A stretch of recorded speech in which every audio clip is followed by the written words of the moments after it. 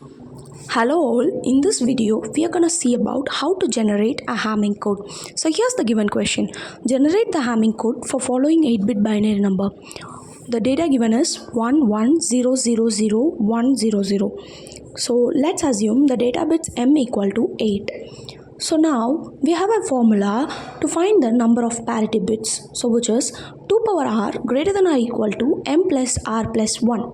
So when this condition satisfies, the r is equal to the number of parity bits. So on each time r gets incremented by 1. So first in starting condition r equal to 1, so which is 2 greater than or equal to 10, which is a false condition, so r is incremented by 1, so r equal to 2 power 2 greater than or equal, which is 4 greater than or equal to 11, which is also a false condition.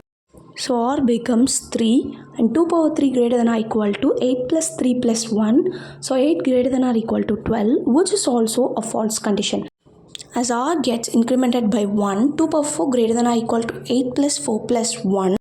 So 16 greater than or equal to 13, which satisfies this formula. So the number of parity bits is 4. So let's P1, P2, P3, P4 are parity bits and D1, D2, D3, D4, D5, D6, D7, D8 will be data bits. So to find the positions of parity bits, we have that positions that are powers of 2, which is 1, 2, 4, 8 are reserved for parity bits. 8 data bits and 4 parity bits, which is equal to 12 positions, and each and 1, 2, 4, 8 positions there are parity bits and the remaining positions are occupied by data bits. So the next step is assigning that 8-bit binary code which is given in the question 11000100 to the data bits in that following table. So you can see we have assigned that 8-bit binary number to the data position.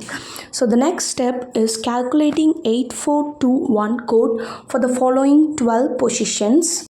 So after calculating, we have to find the positions of the parity bit. So for P1, we should calculate the position by positions with LSB equal to 1. So which is 1, 3, 5, 7, 9, 11. And for P2, positions with second bit. Likewise, we have calculated all the positions for P1, P2, P3, P4.